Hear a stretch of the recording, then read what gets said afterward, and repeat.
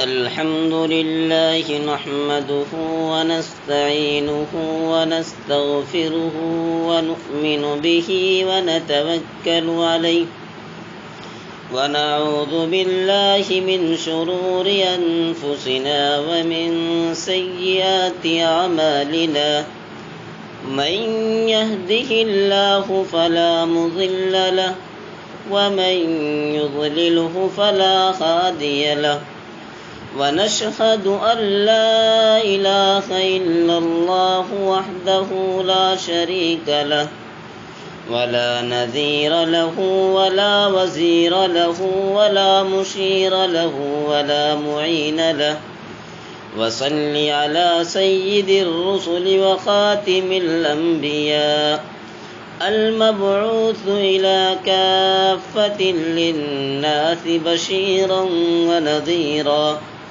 وداعيا إلى الله بإذنه وسراجا منيرا وقال الله تبارك وتعالى فأعوذ بالله من الشيطان الرجيم بسم الله الرحمن الرحيم يا أيها الناس اتقوا ربكم الذي خلقكم من نفس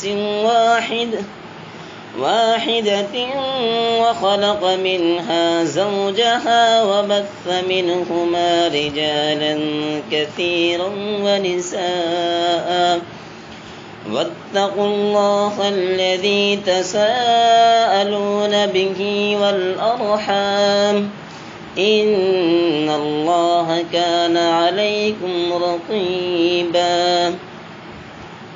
صدق الله مولانا العلي العظيم۔ اسٹیج پر رونق افروز علماء دین اور حاضرین مجلس، پردہ نشین بیٹھی ہوئے میری مائیں اور بہنیں اور امت مسلمہ کے غیور فرزندوں، نوجوانوں، بڑی بابرکت ہے مجلس جس میں اللہ اور اس کے رسول کی باتیں ہوتی ہیں۔ مجھے آج جو موضوع دیا گیا ہے کہ اسلام میں عورت کا مقام کیا ہے، جب اسلام نہیں آیا تھا دور جاہلیت کے اندر عورت کا کیا مقام تھا، اور مذہب اسلام نے عورت کو کیا مقام عطا فرمایا، اسی عنوان کے تحت آپ کے سامنے لب کشائی کرنی ہے اور آپ کے سامنے قرآن و حدیث کی روشنی میں کچھ باتیں عرض کرنی ہیں۔ دعا گو ہوں کہ رب کائنات مجھے بھی اور آپ کو بھی بات کو سن کر عمل کرنے کی توفیق مرحمت فرمائے۔ جناب محمد الرسول اللہ صلی اللہ علیہ وسلم کے آنے سے پہلے پوری عالم انسانیت پر ضلالت و جہالت اور شرک و کفر کی سیاہ چادر لپٹی ہوئی تھی۔ فضائے کائنات پر نفرت و عداوت کی تاریک گھٹائیں چھائی ہوئی تھیں، ہر طرف عداوت و دشمنی کے شعلے بھڑک رہے تھے۔ ایک انسان کے لیے دوسری انسان کی جان لے لینا سرے سے کوئی جرم نہ رہ گیا تھا۔ بھائی چارگی اور قوت و محبت کے سنہرے اور خوبصورت الفاظ و حروف معاشرے سے بالکل غائب ہو چکے تھے۔ یوں کہا جائے کہ انسانی قلب فہی کالحجارۃ او اشد قسوہ کا مصداق بن چکا تھا، اور قرآن شریف کے الفاظ اولئک کالانعام بل ھم اضل ان پر پورے صادق آ رہے تھے، اور پورا معاشرہ بلکہ پوری انسانیت، بلکہ یوں کہوں کہ پوری دنیا اب حیوانیت و درندگی اور تباہی و بربادی کے آخری کنارے پر پہنچ چکی تھی۔ کمزوروں پر ظلم و ستم کے پہاڑ توڑے جا رہے تھے، عورتوں کو جانوروں سے بھی بدتر سمجھا جاتا تھا۔ اگر کسی کے یہاں کوئی بچی پیدا ہوتی اور انہیں یہ بتایا جاتا کہ اللہ تبارک و تعالیٰ نے تمہیں بیٹی سے نوازا ہے، اللہ تبارک و تعالیٰ نے تمہیں بیٹی عطا فرمائی ہے، تو ان کے چہرے پر نحوست و بدبختی کی سیاہی پھیل جاتی تھی، پورا گھر جہنم بن جاتا تھا۔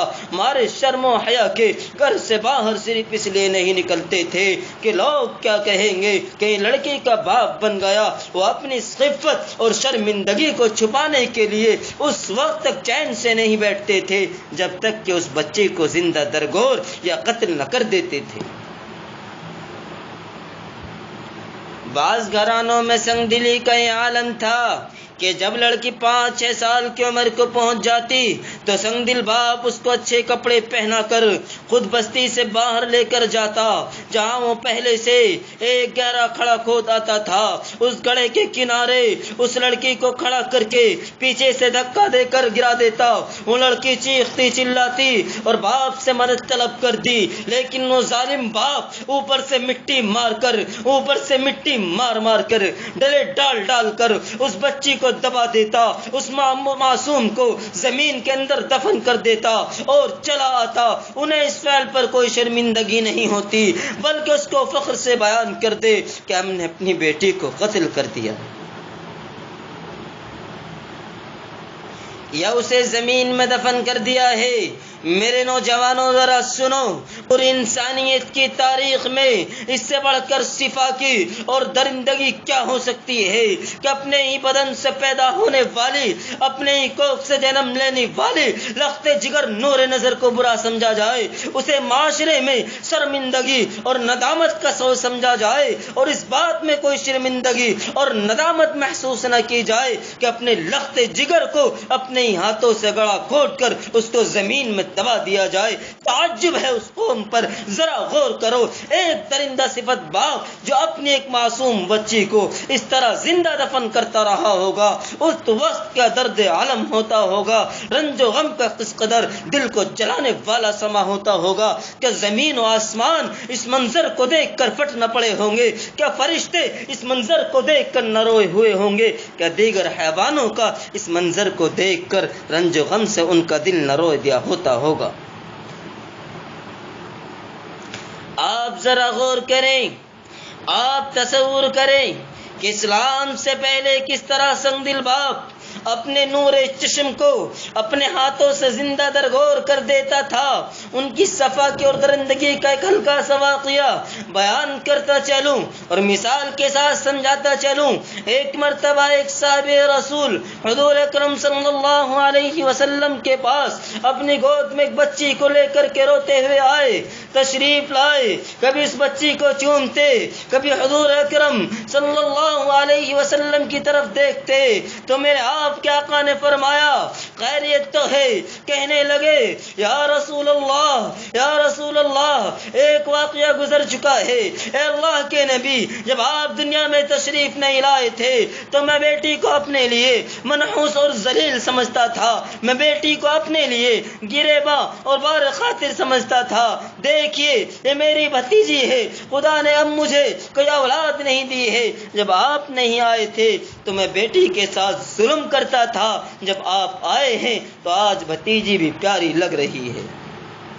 میرے پیارے حبیب، آپ میرے ابا سے بھی زیادہ مجھ پر شفیق ہیں، میرے مصطفیٰ، یہ سب آپ کی برکت ہے۔ امت مسلمہ کے غیور نوجوانوں بزرگوں، وہ صحابی اپنا واقعہ بیان کرتے ہیں، فرماتے ہیں کہ اللہ کے نبی، میری بیٹی کو میری بیوی نے 6 سال تک مجھ سے چھپایا تھا۔ ایک دن میں گھر میں بیٹھا ہوا تھا تو ایک بچی مجھے غور سے دیکھتی ہوئی آہستہ آہستہ میرے قریب آتی ہے اور زور سے میرے سینے کے ساتھ چمٹ جاتی ہے اور کہتی ہے ابا جان 6 سال ہو گئے میں ابا کے ہوتے ہوئے لاوارث اور یتیم ہوں۔ ابا جان میں آپ کی بیٹی ہوں۔ ابا میں بڑی ہو چکی ہوں، پانی کا گڑا اٹھا لیتی ہوں، جھاڑو دیتی ہوں، کپڑے بھی دھو لیتی ہوں۔ ابا جان آپ کی جوتی بھی سیدھی کروں گی، آپ کے لیے بستر بھی بچھاؤں گی، آپ کے کپڑے بھی دھوؤں گی۔ ابا جان اب تو میں بڑی ہو چکی ہوں۔ وہ صحابی کہتے ہیں کہ حضرت فوراً وہیں جاہلیت کا چکر میرے دماغ میں آیا کہ میری بیٹی بڑی ہو گئی، کسی کو بنا سوار کر دوں گا، میں بھی اس کا چراغ گل کروں گا، میں قریب گڑھا کھود کر اسے دفن کر دوں گا۔ پھر حضرت کئی دن تک میں اس کو اپنے ہاتھ سے کھانا کھلاتا رہا، مگر دل میں وہی جاہلیت کی نفرت تھی اور خیال تھا۔ کئی روز تک کھانا کھلاتا رہا تاکہ اس معصوم بچے کی محبت میرے دل کے اندر سرایت کر جائے، میرے دل کے اندر جم جائے، لیکن میرے دل کے اندر وہی جاہلیت کی نفرت تھی۔ ایک دن رسا اور پھاوڑا لے کر کے جنگل کو چل دیا۔ بیٹی کہنے لگی ابو جان میں بھی آپ کے ساتھ چلتی ہوں تاکہ آپ لکڑیاں اکیلے نہ اٹھائے، میں بھی آپ کے ساتھ لکڑیاں اٹھاؤں گی۔ بیٹی وفا میں ہے، باپ بے وفائی میں ہے، بیٹی رضا میں ہے، باپ جفا میں ہے، بیٹی حیا میں ہے، باپ دغا میں ہے۔ کہنے لگے حضرت میں ایک جگہ پہنچا جہاں کوئی دیکھنے والا نہیں، میں نے گڑھا کھودنا شروع کیا۔ جب میں گڑھا کھود رہا تھا تو مٹی کے گرد و غبار جو میرے چہرے اور بالوں پر پڑتا، وہ لڑکی دوڑ کر کے آتی اور اپنا دوپٹہ اتار کر میرا منہ اور بال کو صاف کرنے لگتی اور رو رو کر کے کہتی ابا جان کیوں تکلیف اٹھا رہے ہیں، مجھے پھاوڑا دے دیجئے، میں بھی کھودتی ہوں۔ اسے یہ پتا نہیں کہ ظالم میرے لیے گڑھا کھود رہا ہے۔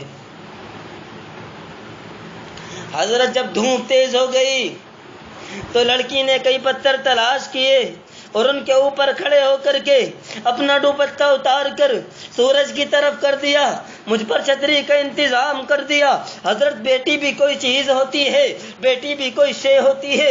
حضور اکرم صلی اللہ علیہ وسلم کانپ رہے ہیں، رو رہے ہیں۔ فرمایا تو پھر تو نے کیا کیا؟ وہ صحابی کہتے ہیں حضرت جب میں نے گڑھا کھود لیا میری آنکھیں سرخ تھیں، میں نے آنکھیں نکال کر اپنی لخت جگر کی طرف دیکھا، اپنی بیٹی کی طرف دیکھا تو بیٹی سمجھ گئی اچھا یہ گڑھا میرے لیے ہے۔ تو اس نے اتنا کہا ابا جان کوئی باپ اپنی بیٹی کو، کوئی باپ اپنے لخت جگر نور نظر کو اپنے ہاتھوں سے زندہ دفن کرتا ہے۔ ابا جان اگر آپ میرے لیے روٹی کا انتظام نہیں کر سکتے تو مجھے چھوڑ دیجئے، جنگل کے درندے مجھے کھا جائیں گے مگر آپ کا ہاتھ میرے خون سے رنگین نہ ہوں گے۔ ابا جان اگر آپ واقعی اس بات پر تل چکے ہیں تو مجھے چھوڑ دیجئے، میں بھیک مانگ کر گزارا کر لوں گی۔ ابا جان مجھے خدا کی زمین پر رہنے کا حق دیجئے۔ وہ صحابی کہتے ہیں حضرت مجھے کچھ بھی رحم نہ آیا، میں نے بالوں سے پکڑا، وہ بار بار کہتی تھی ابا جان کیا میں تیری بیٹی نہیں؟ ابا جان کیا میں تیری لخت جگر نور نظر نہیں؟ کیا تو نے وعدہ نہیں کیا تھا؟ ابا جان آپ وعدہ بھول گئے۔ حضرت وہ پیچھے کو کھینچتی، میں آگے کو کھینچتا، وہ کمزور تھی، میں مضبوط تھا۔ جب مجھے آگے کو کھینچتے ہوئے گڑھے کے قریب لایا اور زور سے دھکا دیا تو اس نے گرتے گرتے صرف اتنا کہا یا ابت ارحم، یا ابت ارحم، میرے ابا رحم کر، میرے ابا رحم کر۔ جب میرے نبی نے یہ جملہ سنا تو فرمایا اس نے اتنی آوازیں دی مگر تجھے خیال نہ آیا وہ صحابی رو رہا ہے، تڑپ رہا ہے، صحابی رو رہے ہیں۔ آپ نے فرمایا اس پر بھی تجھے رحم نہ آیا؟ اگر قیامت کے دن تیرا گریبان پکڑ کر کے عرش والے کے سامنے کہنے لگی خدا بند قدوس اس سے پوچھو میرا قصور کیا تھا، اس نے میرے اوپر اس طرح ظلم ڈھایا تھا، بتاؤ میرے خدا قہار کے سامنے کیا جواب دو گے؟ وہ صحابی کہنے لگے حضرت ہی تو بتانے آیا ہوں کہ جب آپ نہیں آئے تھے تو ہماری حالت تھی، یہ ہمارے کرتوت تھے، یہ ہمارے کارنامے تھے۔ جب آپ آئے ہیں تو آج بھائی کی بیٹی بھی پیاری لگتی ہے۔ محمد الرسول اللہ صلی اللہ علیہ وسلم تجھ پر کروڑوں درود پڑھتا ہوں کہ تو نے ہمیں انسان بنایا۔ آج میں اپنے امت مسلمہ کے نوجوانوں سے پوچھتا ہوں آج ہمارے گھروں میں رہنے والی ہماری مائیں اور بہنیں ہم سے پریشان کیوں ہیں؟ خودکشی کرنے پر مجبور کیا ہے؟ موت سے ڈر نہیں لگتا؟ کیا رب کائنات کے سامنے کھڑے ہونے سے ڈر نہیں لگتا؟ یاد رکھو، یہی جو آج مٹی کا تیل چھڑک کر آگ کے حوالے کر دی جاتی ہیں یا خودکشی کرنے پر مجبور کر دی جاتی ہیں، کل قیامت کا دن ہوگا، میدان محشر ہوگا، اور یہی معصوم بچہ کہیں گی وَإِذَا الْمَوْءُودَةُ سُئِلَتْ بِأَيِّ ذَنبٍ قُتِلَتْ، اے رب کریم ہمیں کس گناہ کے جرم میں قتل کیا گیا؟ کیا گناہ تھا ہمارا؟ ان سے پوچھئے کیا جہیز نہ دینا ہمارا جرم تھا؟ آخر ہمارا جرم کیا تھا؟